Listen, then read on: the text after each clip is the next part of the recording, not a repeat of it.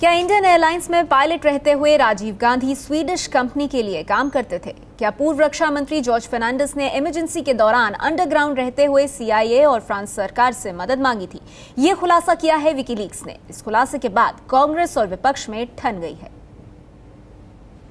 हम चाहेंगे कि सरकार और परिवार दोनों खुलासा करें, पार्टी भी खुलासा करे। तो ये जिम्मेदारी बनेगी सोनिया गांधी की। सोनिया गांधी ने खुलासा करना चाहिए। नेहरू गांधी परिवार के लिए और सोनिया गांधी के लिए और राहुल गांधी के लिए एक नई मुसीबत है। आखिर क्या चाहते हैं ये लोग? सारी मर्यादा की भाषा भूल जाते हैं। कई दिनों बाद सामने आए विकीलीक्स के दो खुलासों से राजनीतिक हलकों में फिर तनातनी बढ़ गई है।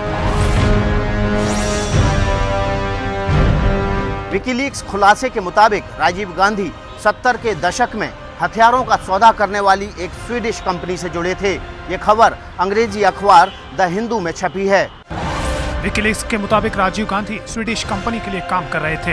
ये काम वो इंडियन एयरलाइंस में पायलट के तौर पर काम करते हुए कर रहे थे और स्वीडिश कंपनी थी सब स्कानिया। कंपनी 70 के दशक में भारत को लड़ाकू विमान बेचने की कोशिश कर रही थी। राजीव गांधी का नाम आने के बाद विपक्ष ने नेहरू गांधी परिवार पर हमला करते हुए कांग्रेस अध्यक्ष सोनिया गांधी से जवाब मांगा है। सरकार से और प्रधानमंत्री जी से मैं ये अपेक्षा करते हैं कि वो इस मामले की जांच जो है वो कोई उच्च स्तरीय जांच और होनी चाहिए। फोर्स का मामला आया और उससे इटली का कनेक्शन भी था।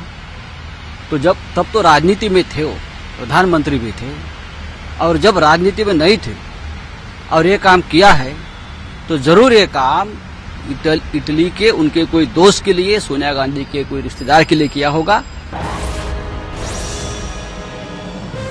द हिंदू में छपी खबर के मुताबिक विकीलीक्स ने दावा किया है कि जॉर्ज फर्नांडिस ने CIA और फ्रांस सरकार से पैसे मांगे थे। विकीलीक्स का दावा है कि इमरजेंसी के दौरान अंडरग्राउंड रहते हुए जॉर्ज ने अमेरिकी खुफिया एजेंसी CIA और फ्रांस की सरकार से आर्थिक मदद की मांग की थी। 26 जून 1975 को देश में इमरजेंसी लागू हुई थी। तब जॉर्ज फर्नांडिस देश के बड़े मजदूर नेता थे और all India railway men's federation के अध्यक्ष थे। दावा है कि नवंबर 1975 में जॉर्ज ने खुलकर कहा था कि वो CIA से पैसे लेने के लिए तैयार हैं। किसी मिस गीता ने अमेरिकी राजदूत के साथ बैठक कराने की कोशिश की थी, लेकिन ऐसा नहीं हो पाया था। राजीव गांधी के बचाव में उतरी कांग्रेस ने उल्टा NDA और BJP को ही कटघरे में खड़ा करने की कोशिश की। कहानी को हम यहाँ तक खींचे कि उस समय जो आंदोलन चल रहा था या जो तोड़फोड़ की कार्रवाई हो रही थी, उस समय भारतीय जनता पार्टी समेत सारे नेता उसमें शामिल थे, जो लोग उनके अभियान का समर्थन कर रहे थे। क्या मैं इसको और खींचूं और कहूं कि यह जयप्रकाश नारायण जी की जानकारी में हो रहा था? वैसे बचाव जॉर्ज का भी हुआ है। जो लोकतंत्र का विश्वास करते हो उनसे मदद मांगना कोई दोष या पाप या कोई छुपी हुई चीज है ही नहीं।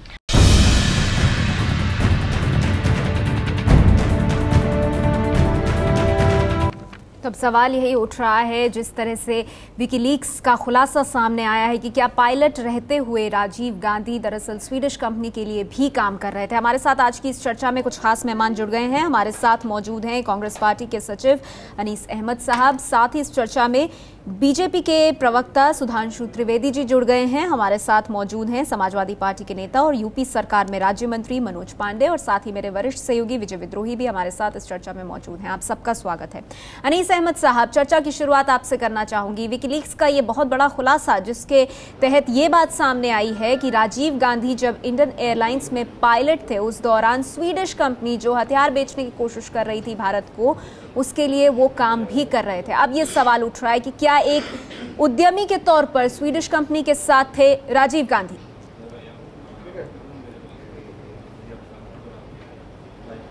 गलत है। हमारे कांग्रेस के जनरल सेक्रेटरी आदरणीय जनार्दन द्विवेदी साहब ने इसका खुलासा किया है। ये सरासर झूठ आरोप है। जिस तरीके से विकीलीक्स की क्रेडिबिलिटी क्या है मार्केट के अंदर में, ये भी मालूम है। अपना रेटिंग्स बढ़ाने के लिए, अपने आप को आगे लाने के लिए इस तरीके के कंट्रोवर्शियल न्यूज हमेशा उन्होंने लाने का काम किया है। और आज राजीव गांधी, जिन्होंने अपने हिंदुस्तान के लिए अपनी जान की कुर्बानी दी है, उनके ऊपर में इस तरीके के आरोप भारतीय जनता पार्टी के माध्यम से लगातार हो रहे हैं। मैं भारतीय जनता पार्टी को याद दिलाना चाहता हूं कि कफन के घोटाले किसने किया था, और साथ ही साथ में तहलका घोटाला जॉर्ज फर्नांडिस को उसमें रिजाइन करना पड़ा था, जबकि एक कमेटी बनाई गई थी अब्दुल कलाम आजाद साहब की, मदीनाथ सिंह जी की, और अब्दुल कलाम आजाद जी के कहने पर कि ये मत खरीदा जाए, उसके बाद में भी इन्होंने डील किया और खरीदा। जो हम भारतीय जनता पार्टी ने जो घोटाले किए हैं हम भूल नहीं सकते। जिस तरीके से भारतीय जनता पार्टी के लोग आज पुरानी बातें निकालकर कांग्रेस को बदनाम करने की कोशिश कर रहे हैं, और इतना ही नहीं बल्कि राजीव गांधी जो शहीद हो गए हैं उनको बदनाम करने की कोशिश। ठीक है, इसका जवाब ले लेते हैं सुधांशु त्रिवेदी जी से। सुधांशु त्रिवेदी जी, कांग्रेस जाहिर सी बात है क्लीन चिट दे रही है राजीव गांधी को, लेकिन अगर विकीलीक्स जिसका हवाला विपक्ष दे रही है उसको भी अगर देखा जाए तो उन केबल्स में भी ये साफ है कि राजीव गांधी की क्या भूमिका थी नहीं थी, इसको लेकर कोई कॉन्फर्मेशन नहीं है, कोई ऐसा कंक्लूसिव एविडेंस नहीं है जिसके बेसिस पे ये दावे से कहा जा सके। देखिए, मैं ये कहना चाहूंगा कि देखिए राजीव गांधी के ऊपर में बहुत सारे आरोप लगाए। अनीस अहमद साहब, सुन लेते हैं सुधांशु त्रिवेदी जी को। मैं ये कहना चाहूंगा कि विकीलीक्स में जो बातें आई हैं वो बहुत गंभीर हैं, मगर साथ ही मैं ये भी कहना चाहूंगा कि मैं केवल विकीलीक्स के आधार पर राजीव गांधी जी, स्वर्गीय राजीव गांधी जी के बारे में कुछ कहने का विचार नहीं कर रहा हूं। कोई दो चीजें होती हैं, एक होता आरोप की तथ्यात्मकता और एक होता कोरबोरेटिव एविडेंस। अब जैसे जो विकीलीक्स में कहा गया है और 2009 में जब आपकी यूपीए 1 सरकार आखिरी दौर में थी और जिस ढंग से क्वात्रोची का रेड कॉर्नर नोटिस अर्जेंटीना में जाके रातों रात हटवाया गया है और जिस ढंग से क्वात्रोची के अकाउंट में पैसा ट्रांसफर किया गया है, क्या ये दोनों चीजें मिलकर एक गहरा संदेह नहीं दिखाती? दूसरी बात मैं कहता हूं, सिर्फ विकीलीक्स की बात नहीं है। एक स्विट्जरलैंड का बहुत स्थापित अखबार है श्वाइजर इलस्ट्रेटिए, जिसने कि नवंबर 1991 में बाकायदा दुनिया के 18-19 विकासशील देशों के नेताओं की सूची जारी की थी, जिसमें फोटो के साथ स्वर्गीय राजीव गांधी जी का नाम था, जिसमें कि यह लिखा था कि उनके अकाउंट में 2.5 बिलियन स्विस फ्रैंक है। अब वो चीज भी, मैं ये नहीं कह रहा कि वो पूर्णतः ऑथेंटिक है, मगर मैं कह रहा हूं वो एक विषय आ रहा है, एक विषय विकीलीक्स का है, एक जो कुछ क्वात्रोची के साथ हुआ वो दिख रहा है।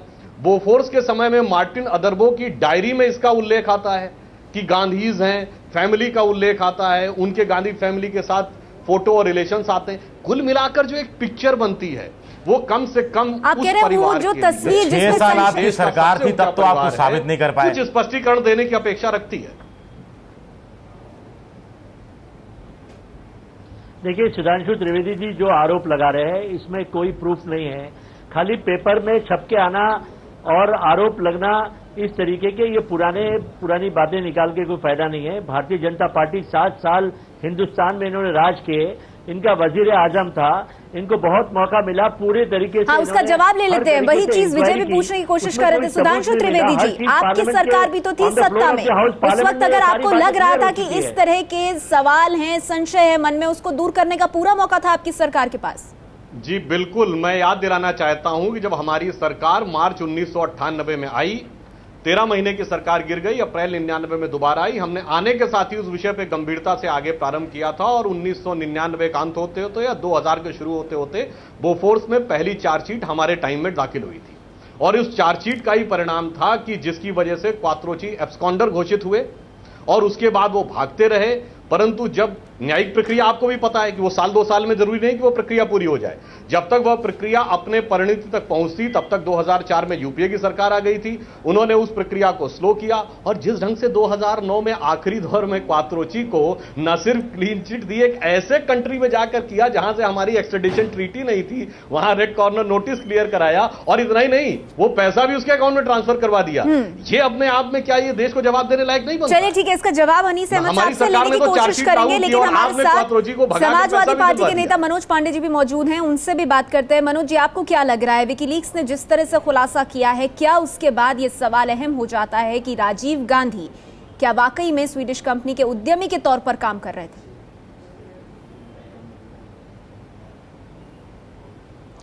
देखिए, 2 चीजें हैं।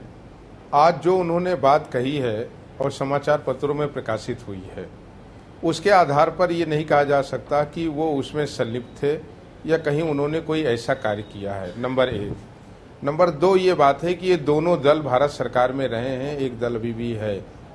जो लोग आरोप लगा रहे हैं, जब वो सत्ता में थे उनकी ये नैतिक जिम्मेदारी थी कि इसकी जांच कराते और उन्होंने अगर कोई जांच नहीं कराई तो आज उनको आरोप लगाने का कोई अधिकार नहीं है। नहीं, इस पे मुझे आपत्ति है। मैंने बताया कि जांच करवाया, चार्जशीट हमारे टाइम में नहीं है, हम सबके बीच में नहीं रहा। स्वर्गीय राजीव गांधी जी आज रहे नहीं हैं, और न रहने के बाद किसी एक मरहूम व्यक्ति के लिए बिना तथ्यों पर आधारित अगर कोई आरोप लगाया जाए, मैं समझता हूं कि जो एक डेमोक्रेसी सेटअप है उसमें ये एक बहुत अच्छी प्रक्रिया नहीं होगी। अगर कोई तथ्य मिलते हैं, कोई जांच होती है, कोई जांच रिपोर्ट आती है, तो उसके आधार पर तो कुछ कहा जा सकता है, लेकिन आज केवल एक समाचार। तो आपको क्या लगता है, सिर्फ जो कांग्रेस पार्टी ने स्पष्टीकरण दिया है वो अपने आप में काफी है, या किसी तरह की जांच भी होनी चाहिए? मनोज जी, किसी तरह की जांच सरकार को करानी चाहिए, या जो स्पष्टीकरण कांग्रेस की तरफ से आया है वो अपने आप में काफी है? नहीं, देखिए, नहीं, मैं दोनों से सहमत नहीं हूं। ना कांग्रेस के स्पष्टीकरण से सहमत हूं और न भाजपा के आरोप से सहमत हूं।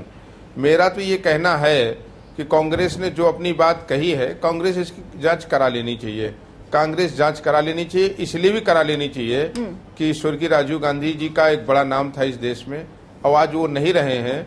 अगर उनको केवल बदनाम करने के लिए आरोप लगाया जा रहा तो कांग्रेस का ये नैतिक कर्तव्य है कि वो इसकी जांच करा करके, चलिए आप कह रहे हैं कि जांच होनी चाहिए इसकी। विजय, लेकिन जो केबल सामने आए हैं, विकीलीक्स का खुलासा, उसमें भी ये बात कही गई है कि इसको ना तो इनकार किया जा सकता है ना कंफर्म किया जा सकता है।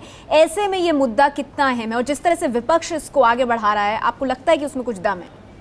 देखिए, अभी तक जो विकीलीक्स खुलासे करता रहा उसमें कुछ चीज़ें वो छोड़ देता है, और एक तरह से वो जो पुराने केबल्स हैं उसके आधार पर जो भी अमेरिका के अधिकारी भारत के अधिकारियों से मिलते रहे या वैसे वर्षा, उसके आधार पर बात होती रही है। इसमें 2-3 बातें महत्वपूर्ण हो जाती हैं, या सवाल ऐसे उठने महत्वपूर्ण हो जाते हैं कि इंडियन एयरलाइंस की नौकरी करते हुए क्या आप किसी कंपनी के लिए उद्यमी का काम कर सकते हैं? उद्यमी की डेफिनेशन आता है कि जिसमें लाभ कमाने, उद्यमी यानी लाभ कमाना, तो किसी तरह का लाभ कमाया गया। आगे यही विकीलीक्स की रिपोर्ट कहती है कि ये राजीव गांधी का कहीं ना कहीं बड़बोलापन था जब वो कह रहे थे कि एक ट्रांसपोर्ट पायलट होने के बावजूद एक युद्धक विमान की पायलट जैसी विशेषज्ञता उनमें हासिल है, और ये विशेषज्ञता क्या सिर्फ इस बात की है कि वो उस समय की प्रधानमंत्री इंदिरा गांधी के पुत्र थे, और इस नाते क्या उन्होंने बड़बोलापन दिखाया था, धाक जमाने के लिए ये जताया था कि वो एक इतना बड़ा काम करा सकते हैं? क्योंकि हमें ये बात भी देखनी चाहिए कि 1974 के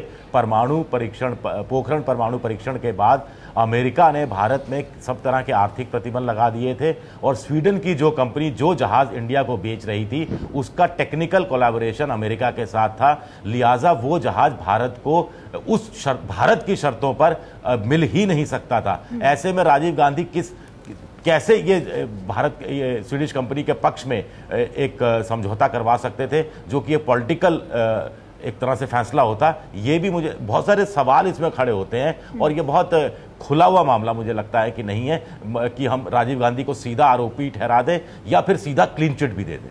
अनीस अहमद साहब, आपको नहीं लगता ऐसे में ये जरूरी हो जाता है कि सरकार एक जांच कराए? सिर्फ इतना भर कह देना कि ये मीडिया सनसनी मचाने के लिए इस तरह की खबरें लेकर आता है, ये कितना सही है? अगर आपको लगता है सब कुछ ठीक है, जो आपकी तरफ से कहा भी जा रहा है, ऑफिशियल लाइन है, तो जांच करवा दीजिए। काम ही है इस तरीके के सनसनी।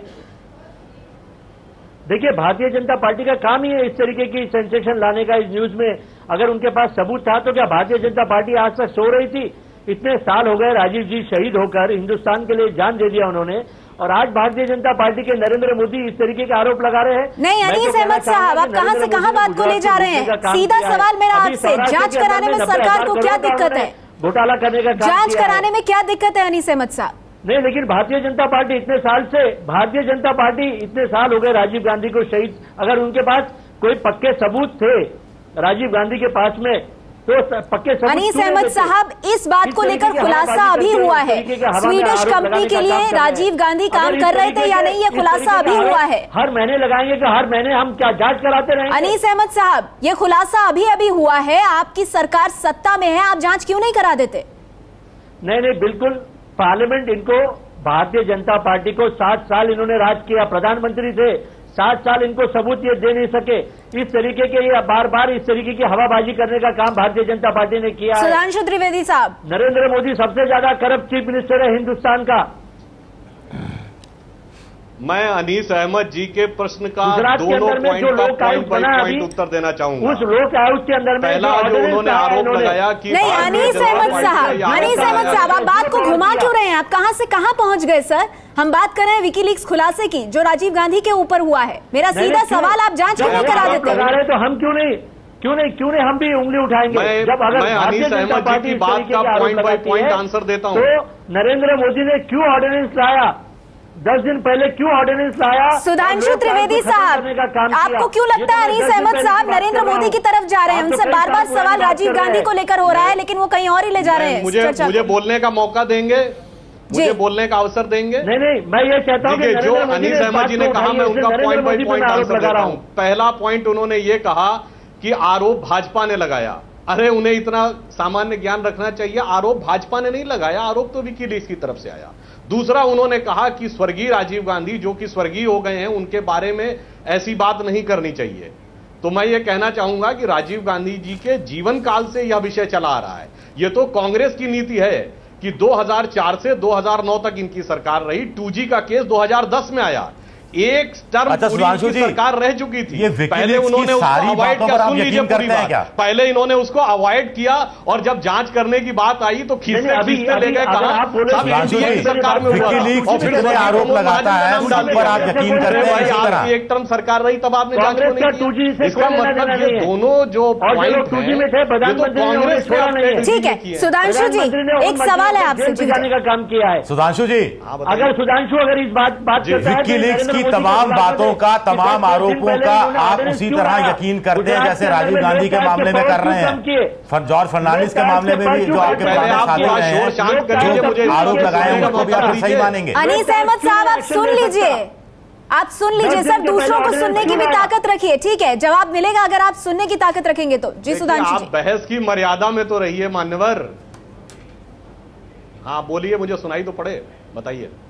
नहीं मान्यवर, एक आदमी जो शहीद हो गया है, अगर भारतीय जनता ठीक है अनीस जी, आपने अपनी वो बात कह दी, अब आप दूसरों को सुनिए भी तो सही। आप ही बोलते जाएंगे तो बाकी कब बोलेंगे? सर गुजारिश है मेरी, सुन लीजिए। ये जो आपके पुराने साथी एनडीए के कन्वीनर रहे जॉर्ज फर्नांडिस को लेकर भी जो विकीलीक्स ने आरोप लगाए हैं, उन पर भी आप उसी तरह यकीन करते हैं जैसे राजीव गांधी पर जो आरोप लगाए हैं उस पर आप यकीन कर रहे हैं? मैंने विजय जी, मैंने अपनी बात की शुरुआत में ही कहा कि केवल विकीलीक्स के आधार पर नहीं बोल रहा हूं। जो स्विट्जरलैंड के अखबारों में छपा, जो चार्जशीट में है, मार्टिन अदरबो की डायरी में है, जो ये स्वीडिश कंपनी का बोफोर्स लेना देना नहीं है ना? फिर हम जाएं तो मित्रोकिन्स आर्काइव के जो लिखा है, आप मिला के मैंने कहा देखिए स्वीडिश कंपनी का ये हवाई जहाज बेचने वाला मामला था, ये बोफोर्स से लेना देना नहीं है ना इसका, 1975 वाला जो मामला है। तो इस पर जो विकीलीक्स ने कहा उस पर मैंने तो आपसे कहा करते हैं या नहीं करते? विकीलीक्स के आधार पर नहीं कह रहा हूं। अगर हम केवल विकीलीक्स के आधार पर कह रहे होते तो आप ये जॉर्ज वाली बात कहते। मैंने तो आपको 6 अदर उदाहरण दिए। मैं आपको आवश्यकता हो तो वो स्विट्जरलैंड के अखबारों की कटिंग भी दिखा सकता हूं। मनोज पांडे, मेरा ये कहना है जी मनोज पांडे साहब, आपने दोनों मेहमानों को सुना, आपको लगता है बीजेपी भी इस मुद्दे पर कुछ बचने की कोशिश कर रही है? क्योंकि जब जॉर्ज फर्नांडिस का नाम आ रहा है, जो कि विकीलीक्स के खुलासे में उनका नाम भी सामने आया है, तो वहां पर ये कहना कि हम तो बड़ी तस्वीर की बात कर रहे हैं और जॉर्ज फर्नांडिस फिर इसमें उस तरह से नहीं आते, तो दोनों पार्टियां बच कर इस पर आगे बढ़ने की कोशिश कर रही है। फर्नांडिस के विषय में तो उनकी पार्टी का कोई व्यक्ति आपको जवाब देगा। और 1975 मनोज पांडे जी, देखिए बिल्कुल आप ठीक कह रहे हैं, पुराने साथी रहे आपके और अब उनकी पार्टी हो गई। बीजेपी के अंदर में ये दोनों दल एक दूसरे के ऊपर आरोप लगा करके अपने पापों से बचना चाहते हैं। अब मैंने ये बात पहले ही स्पष्ट कर दिया और मेरा स्पष्ट मत है कि यदि ये बात केवल कल्पना के आधार पर कही गई है, किसी को बदनाम करने के लिए कहा गया है, किसी को अपमानित करने के लिए कहा गया है, और ये जो भी चीजें अगर एक कूट रचित हैं तो इसकी निंदा होनी चाहिए। लेकिन अगर इस आरोप में कुछ तथ्य हैं, कुछ जमीनी हकीकत है, तो कांग्रेस को इसे स्वीकार करना चाहिए, इसकी जांच करा लेनी चाहिए, देश के सामने इस सारी चीजों को सामने रख देना चाहिए। इसलिए कि इससे सवाल जुड़ा है, एक ऐसे व्यक्ति का नाम जुड़ा है जिनको स्वर्गीय राजीव गांधी के नाम से जाना जाता है और इस देश के एक बड़े परिवार से वो रहे हैं, देश के प्रधानमंत्री रहे हैं। तो कांग्रेस को भाजपा का अगर आरोप है तो उनको चुनौती स्वीकार कर लेना चाहिए और इसका ठीक से खुलासा कर देना चाहिए। हमें लगता है कि इसका खुलासा होगा और कुछ सच्चाई होगी तो सारे लोगों का किनका क्या रोल था वो अपने आप स्पष्ट हो वो जाएगा। सामने आएगा। लेकिन विजय, जिस तरह से दोनों पार्टियां बच कर इस मुद्दे पर आगे बढ़ रही हैं, चाहे वो बीजेपी हो या फिर कांग्रेस हो, लगता है आपको कि राजीव गांधी की जो बात है उस पर किसी तरह की कोई जांच की जाएगी या वक्त के साथ इसको भी बाकी तरह से सोचा जाएगा कि वक्त के साथ ये समस्या भी चली जाएगी, इस पे कोई फिर सवाल नहीं लगता कोई जांच होगी। और आज जैसे ही कांग्रेस के जो प्रवक्ता हैं उन्होंने जिस ढंग से कह दिया था कि विकीलीक्स की आखिरी में ये लिखा हुआ है कि इस खबर का ना तो खंडन किया जा सकता है ना ही इसकी पुष्टि हो सकती है, तो उसके हिसाब से मुझे नहीं लगता ये कहानी आगे बढ़ेगी। हाँ, विकीलीक्स यानी दोनों पार्टियों के लिए सेलेक्टिव लीक्स, अगर उनके खिलाफ विकीलीक्स कुछ कर रहा है तो ठीक, बहुत बढ़िया है विकीलीक्स। अगर उनके ऊपर अगर कोई आरोप लग रहे हैं तो फिर विकीलीक्स झूठा हो जाता है, संदिग्ध हो जाता है। ये एक तरह की ये सियासत जरूर चल रही है। अनीस अहमद साहब, आपको नहीं लगता कि जब इस तरह का मुद्दा सामने आता है, खासतौर पर गांधी परिवार या गांधी परिवार, मेरा सवाल सुन लीजिए सर, उसके बाद आप अपनी बात भी रखिएगा। मेरा सवाल सुन लीजिए अनीस साहब, मेरा सवाल ये है, ठीक है मैं आपको मौका दूंगी, लेकिन सवाल ये है कि गांधी परिवार से जुड़े सदस्यों को लेकर के जब भी इस तरह की कोई बात आती है, कांग्रेस पार्टी सीधे उसे रफा दफा कर देती है। वो बोफोर्स का मामला हो, वो ये विकीलीक्स की बात हो या फिर रॉबर्ट वाड्रा की डीलिंग्स हो, हमेशा कांग्रेस कहती है इन बातों में कोई दम नहीं है। आपको नहीं लगता कि बार बार जब ये मुद्दा उठता है तो एक बार जांच कराकर एक मुद्दे पर तस्वीर सरकार को साफ कर देनी चाहिए? देखिए, भारतीय जनता पार्टी को पता है कि अगर हम गांधी फैमिली पे उंगली उठाएंगे तो उनको ज्यादा फायदा होगा और इस तरीके से देश को गुमराह करने का काम कर रहे हैं। यही भारतीय जनता पार्टी के लोगों ने जब जॉर्ज फर्नांडिस के ऊपर में विकीलीक्स ने जब उंगली उठाई थी तो इन्होंने विकीलीक्स को गालियां दिया था, क्योंकि जॉर्ज फर्नांडिस ने इस्तीफा क्यों दिया था और एपीजे अब्दुल कलाम साहब ने मना करने के बाद में इन्होंने मिसाइल नहीं तो अनीस अहमद साहब, सिलेक्टिव तो आप भी हो रहे हैं। राजीव गांधी की बात की जाती है तो आप कह रहे हैं ये सेंसेशनलिज्म है, और फिर जॉर्ज फर्नांडिस का नाम आप ही ले रहे हैं निशाना साधने के लिए बीजेपी पर, तो सिलेक्टिव तो आप भी हो रहे हैं। लेकिन जॉर्ज फर्नांडिस अटल बिहारी वाजपेयी के मिनिस्ट्री में डिफेंस मिनिस्टर थे और उन्होंने उनके साथ में जो जेटली वो तो खुलेआम पैसे लेते हुए जेल हुई उन्हें, ये बात भी सच्चाई है। और विद्रोही जो बात कर रहे हैं विद्रोही साहब, विजय विद्रोही साहब, उन्होंने सच्चाई बताई है और उस बात को मैं सपोर्ट करता हूं। और सुधांशु मिश्रा त्रिवेदी जी, इनके ही बड़े जो सीनियर बीजेपी के नेता है, उस समय विकीलीक्स को इन्होंने गलत बताया था, आज विकीलीक्स को सच बता रहे हैं। कौन सी सच्चाई बता दी आपको? और इनके पास अगर अनीस अहमद साहब, विजय विद्रोही तो कह रहे हैं कि आपकी सरकार जांच नहीं करेगी, आपकी सरकार जांच नहीं करेगी, दूध का दूध पानी का पानी नहीं होगा। आप सहमत हैं इस बात से कि सरकार नहीं चाहेगी कि कभी भी सच्चाई सामने आए जांच के माध्यम से? देखिए हमारे जनरल साहब ने जनार्दन द्विवेदी जी ने, हमारे जो पार्टी के ऑफिशियल स्पोक्समैन हैं, उन्होंने जो बात कही है उस बात से मैं सहमत हूं और जो वो कहेंगे वो फाइनल है। चलिए, लेकिन ये सवाल जरूर उठता है कि जब इस तरह के खुलासे या इस तरह का संदेह गांधी परिवार या उससे जुड़े सदस्यों पर उठता है तो हमेशा कांग्रेस पार्टी का एक तरीका होता है ये मामले को रफा दफा कर देने का। जांच की बात जब होती है तो खलबली मच जाती है कांग्रेस के भीतर, और यही वजह है कि गांधी परिवार से जुड़ी इस तरह की जो खबरें हैं फिर उन पर विपक्ष उसको लेकर निशाना साधता है। अनीस अहमद साहब, वक्त मेरे पास इतना ही है सर। शुक्रिया आप सभी मेहमानों का इस चर्चा में हमारे साथ जुड़ने के लिए।